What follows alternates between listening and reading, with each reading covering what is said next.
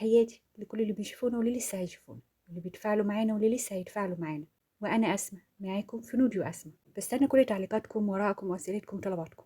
ده بيخليني أعرفكم أكتر وكمان بيعرفكم بينا أكتر، ويخلي حبل التواصل بيننا وبينكم دايما واصل. وصفات السمك بتبقى لذيذة قوي في الشتاء. وصفتنا النهاردة سهلة ومش متعبة.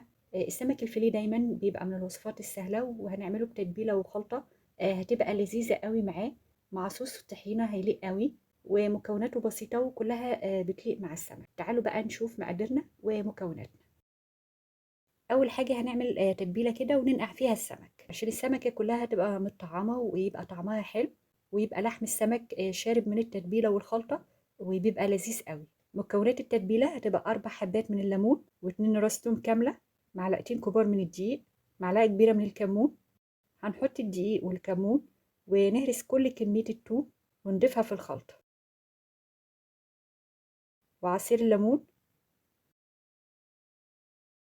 وبعدها هضيف كل قشر الليمون اللي احنا عصرناه. هضيف معلقتين كبار من الملح، وبعدها بقى المية. هنا هضيف حوالي لترين من المية. المهم هنا ان ملح التتبيلة يكون مظبوط، يعني لا ملح قوي ولا ناقصة ملح. ندوب المكونات كلها مع بعضها، وبعدها بقى هنضيف السمك.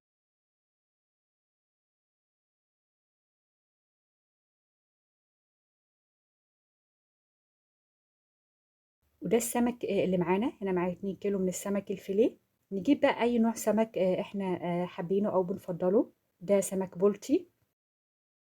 هنسقط السمك كله في التتبيلة، وهنسيبه بقى حوالي كده 4 ساعات. هغلفه واسيبه في التلاجة.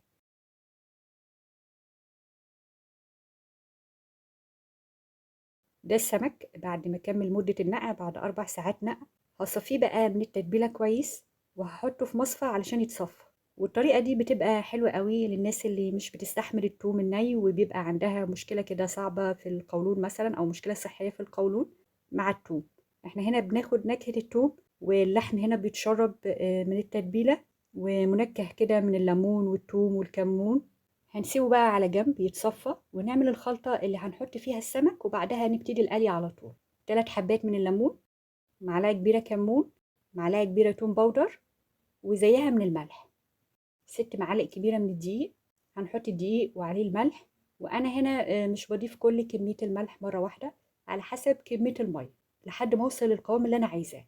بعدها بقى بظبط الملح، وبيبقى الملح برضو بتاع الخلطة مظبوط، علشان ما تبقاش معانا الخلطة لا ملح قوي ولا ناقصة ملح. ضفنا باقي المكونات الثوم والكمون، وبعدها بقى هنضيف المية حبة حبة لحد ما اوصل للقوام اللي انا حباه او عاوزاه.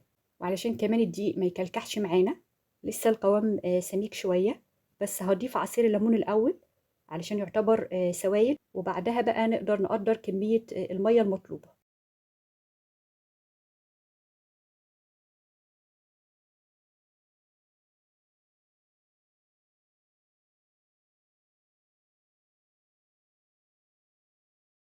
ادي كده القوام مظبوط. هنضيف بقى وحدات السمك. بعدها على طول باخد السمك من الخليط ده وعلى القلي في زيت غزير ويكون سخن.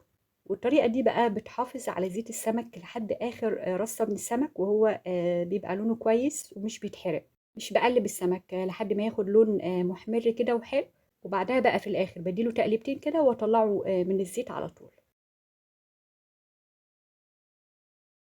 نخرجه بقى على مناديل المطبخ، وبلاش بقى نحط السمك على بعضه. يعني ما ينفعش احط السمك اللي هو لسه سخن على السمك اللي خرج من الزيت وهدي وبرد معانا، علشان كمان ما يفقدش القرمشة بتاعته. ادي طبق السمك من الوجبات الحلوة، وخاصة بقى للأطفال، علشان خالي من الشوك وبيبقى لطيف، مش بياخد وقت مننا ولا مجهود.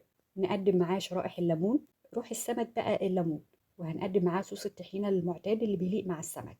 مقدار الطحينة هنا معايا حوالي كوباية من الطحينة. نخففها بالمية على حسب القوام اللي انتم حابينه او عايزينه. بعدها بقى بضيف التوابل بتاعتنا، معلقة صغيرة من الكمون، ونظبط الملح، وعصير نص ليمونة، وفص من الثوم. الحقيقة الحالة الوحيدة اللي انا بحط فيها توم في سلطة الطحينة لما اكون هقدمها مع سمك، غير كده مش بضيف لها توم نهائي. كده صوص الطحينة بقى جاهز.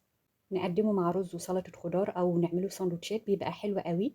وزي ما قلت السمكة بيبقى طعمها حلو لأنها شاربة من التتبيلة كويس، فهو من الوجبات الممتعة واللذيذة وهتستمتعوا بيه قوي. كده وصفتنا خلصت، ولكن وصفاتنا معاكم ما زالت مستمرة. استنونا في وصفة جديدة في نوديو أسماء، وما تنسوش تتواصلوا معانا على صفحتنا على الفيس. وبالهنا على قلوبكم.